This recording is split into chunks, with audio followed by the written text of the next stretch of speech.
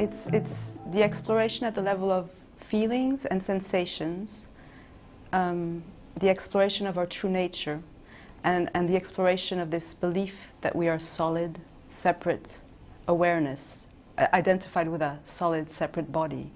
So it's yoga of non-duality is satsang, but it's satsang that's concerned with the level of feelings and sensations, rather than beliefs at the level of mind, rather than concepts.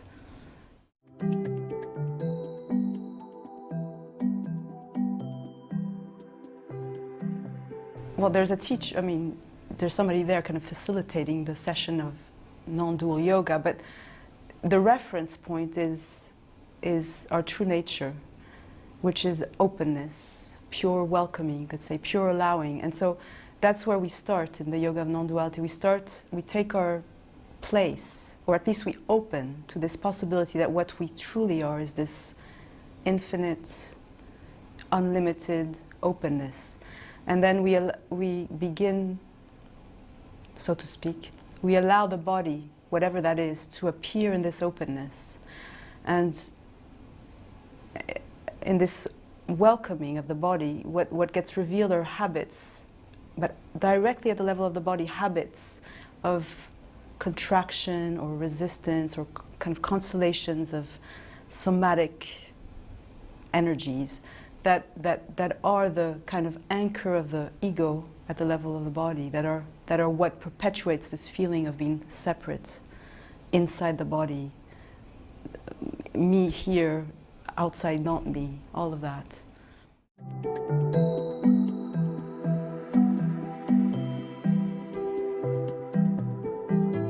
Most of us live mostly in thinking, and a lot of the thinking that we are kind of engaged with revolves around this separate entity. So in the yoga of non-duality, you kind of travel down, you go from that thinking down to its foundation at the level of the body, and you find there feelings. Feelings begin to surface, but it's not a rational process. You don't analyze or interpret. You just allow these feelings to begin to surface in this light, in this openness. And because most of the time these feelings are half seen, half not seen. And that's why we identify with these feelings. The kind of ego can hide in these feelings, and we continuously feel this sense of separation. But when the feelings are given the space, the openness to surface without any agenda, but simply to be seen, then we see them for what they are. And what they are is just simple sensations with a charge, with a story attached to them, a me story attached to them. So in this kind of just gentle allowing, nothing more is needed, you could say. That it's like a surrendering of this belief to awareness, to this openness. And it's a very spontaneous, natural movement. If you're deeply in love with your true nature and you're willing to somehow attend to that level of experience.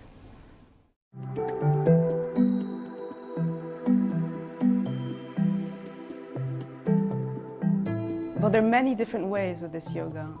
The first way is to become aware of this sense of solidity, because most of us are not even aware of it. For example, most of us really experience a solid body, and then if we sit in a non-dual yoga class and we're asked to allow the body to appear in awareness directly without any memory of what the body is or any image, all of a sudden, yes, the body's just this constellation of sensations that appears and kind of unfolds and disappears and appears, and what does it appear in? And then you really go there and you see that it appears in a quality of openness. And then you begin to really explore, for example, my hand. Forget about anything I know about a hand. The tingling sensation I call my hand appears in the space. There's a space around this sensation.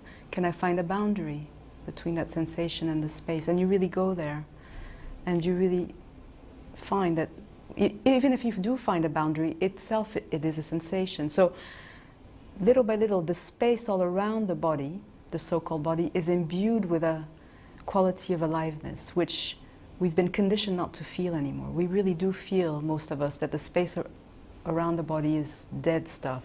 And the earth under our body is, you know, other. So we begin to really experientially taste the fact that there is not a separation between this so-called body and the space. And in doing that, and then in doing that, right there's a change. The body relaxes. And then you invite the body very specifically to begin to expand in this openness. But you go from the sensation. So for example, you sense the whole surface of the body, whole front surface of the body. And from that sensation, you begin to penetrate the space in front of the body. But with the invitation is that this space in front of the body is truly alive and sweet and inviting, and in fact made of the same substance.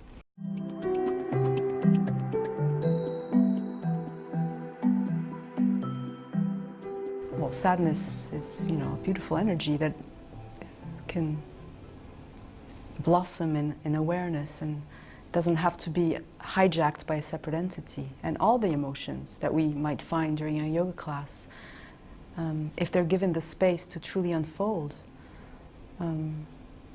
they're just pure emotion. But we encounter during these yoga classes, and that's part of, a very important part of these yoga classes, we encounter resistance and the habits of contraction. And it can be difficult. It can be boring. It can be painful. So as these resistances surface, the tendency would be to, again, you know, move away into thinking. So the invitation is to really stay, allow this resistance to surface, and then, you know, kind of see it for what it is. Begin to see where is it that I feel myself, for example, to be located in the body, which, you know, how we take it. We think I'm located here, the thinker, or I'm located here, the feeler, or in my hands, or so many places in the body are felt to be inhabited by me. So there's a lot of investigation there to get in touch with that sense of being located in the body, and then to somehow invite that sensation, that me sensation in the body, first of all to welcome it for what it is, which means simply to taste it fully, and then to see that it's a sensation, so it can expand, and etc. And then to also to feel and taste that sensation that I take to be myself, and the sound of the bird outside are both appearing in the same openness. And you really take time. You go from one to the other. And in doing that, that kind of intimacy that you attribute to the sensation and not to the sound of the bird, that intimacy is returned naturally to the openness.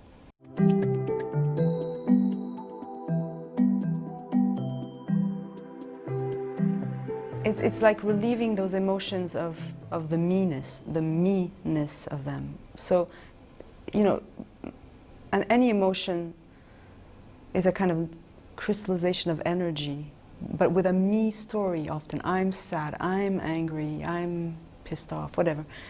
But so if you just kind of let the story be to the side and you're just with that energy of whatever it is, and it can be very intense, and you allow it, having taken your stand in and as this unlimited openness, as you say, the grip is relaxed, and the energy of that, what was a crystal, a knot, can just unfold. And you know, it has a purpose. Emotions, they're here for a purpose. Sadness, anger, they're beautiful movements of energy that either want to express something, or they take you somewhere, or, you know, we have to trust them. But if we identify with them, then in a way we're perverting them.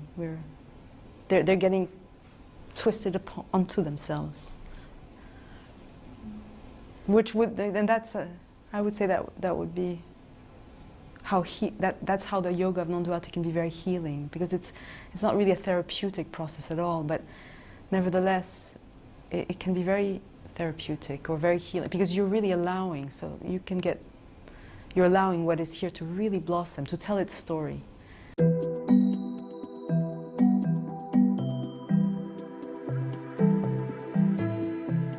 I mean, I never say we are not the body. That never seems true to me. I mean, I know what is meant by that is we are not only the body, and we are not this solid, limited body that most of us are conditioned to feel that we are. So that's, I think, what's meant by we are not the body. But in fact, I feel the body, once you see that the body is not a limited solid thing, but is sensation appearing in openness, you take your stand in this openness. You realize that your body is the openness, and that everything that arises in it, whether it be sensation or this so-called body, or any perception or any thought, anything that arises in this openness is made of this openness, is exactly the same substance of this openness. So you could say that everything is my body, but everything, not just the sensations.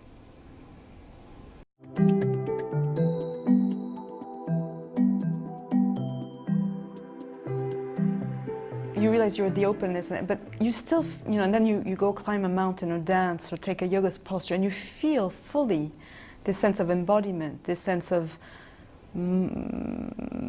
limbs flowing into space and energy moving through this verticality.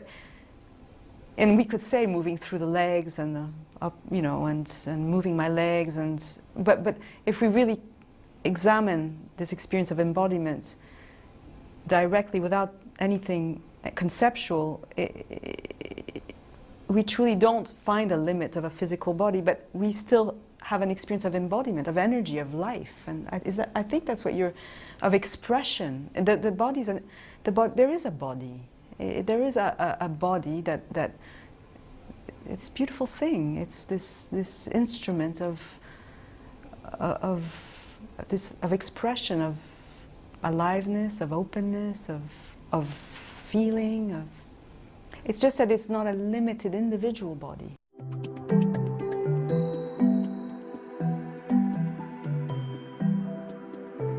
I think it's a trick. It just happens naturally. Actually, during the yoga, you sometimes, more than anything, you experience the resistance and the difficulty, because you're allowing all these usually unfelt things to surface. But it's the fact of surrendering like that and opening like that has a deep impact, usually later, later that week, taking the subway or whatever, you just realize, oh, I feel less fearful in my body. I feel more connected with my surrounding. Just simple things. It's like a reconditioning of the body, or a remembering of the body. So it takes a bit of time, because we've been so deeply conditioned. But at the same time, the body's so simple. It's so ready to remember its true nature. It doesn't even need the yoga for some of us.